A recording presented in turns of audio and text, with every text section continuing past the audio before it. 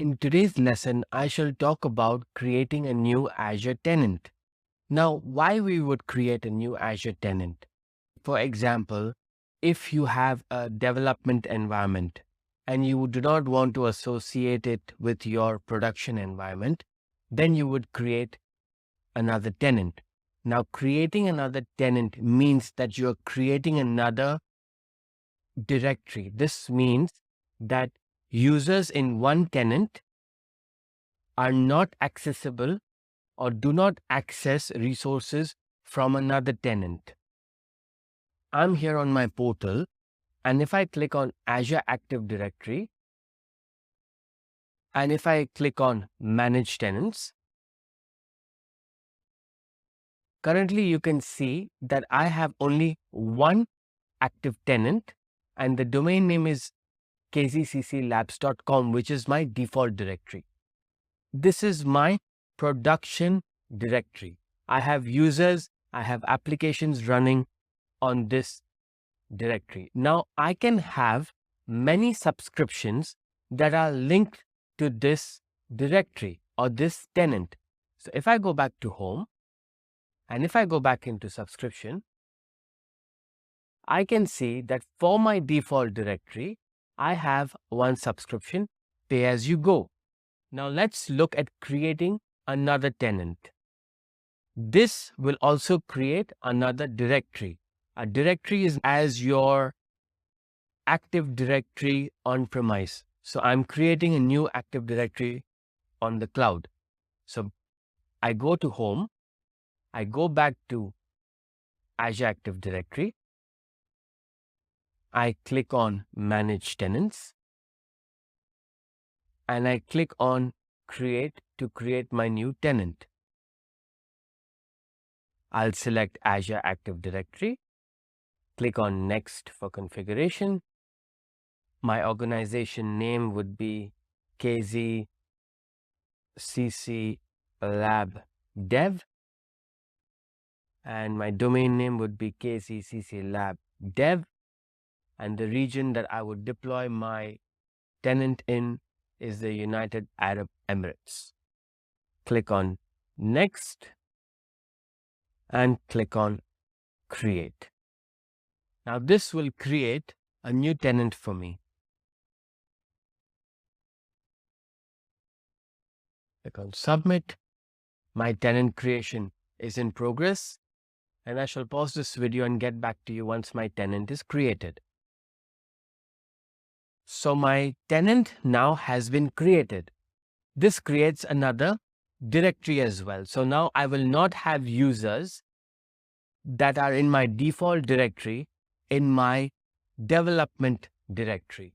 I can click this and I can make this tenant as default as well, but I shall not do that. What I shall do is I shall go into the directories and subscriptions on the top, and I shall switch from my current directory into my development directory.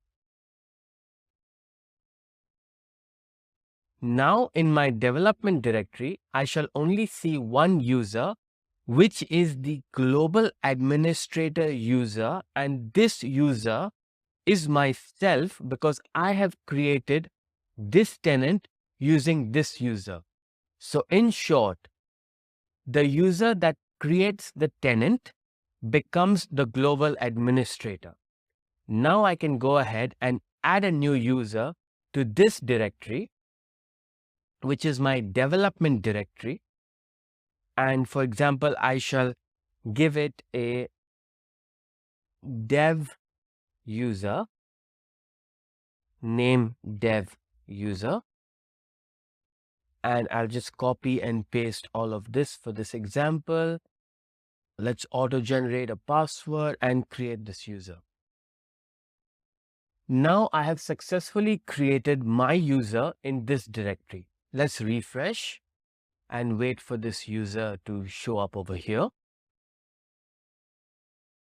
So now my dev user has been created and the domain that it uses is kzcclabdev.onmicrosoft.com.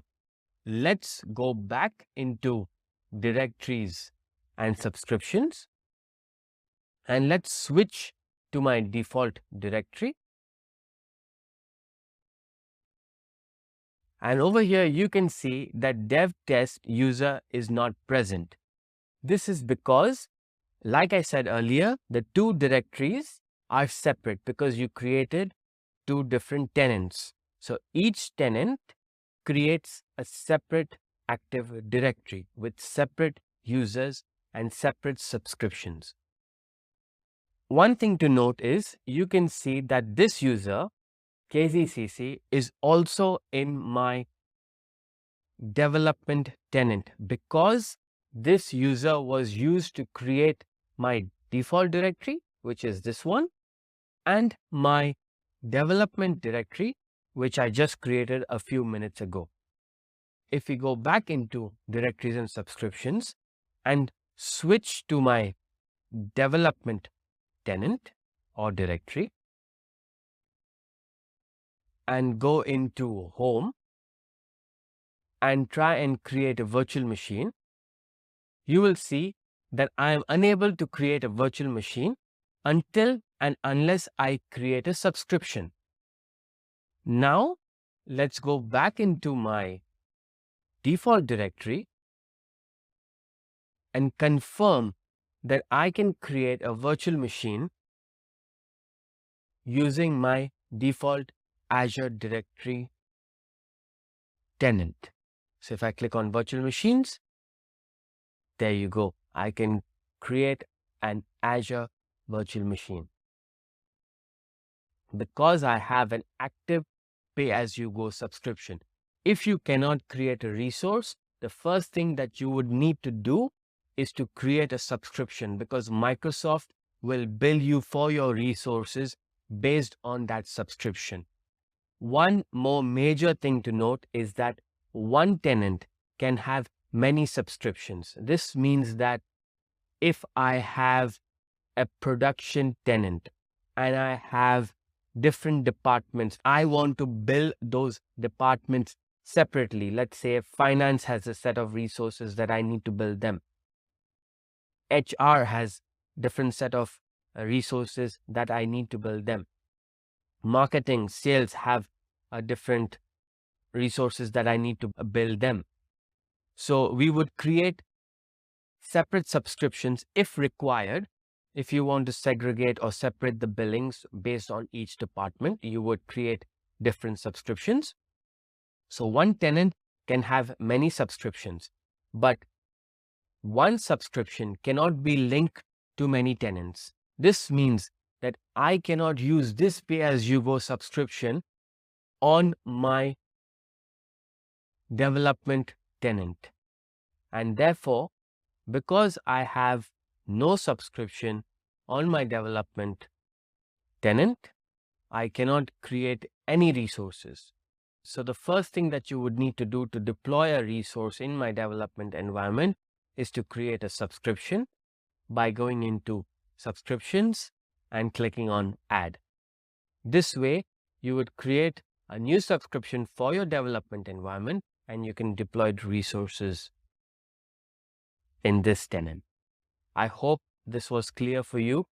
And if you do have any questions, please do let me know and I'd be happy to answer. Thank you for watching and I'll see you in my next video.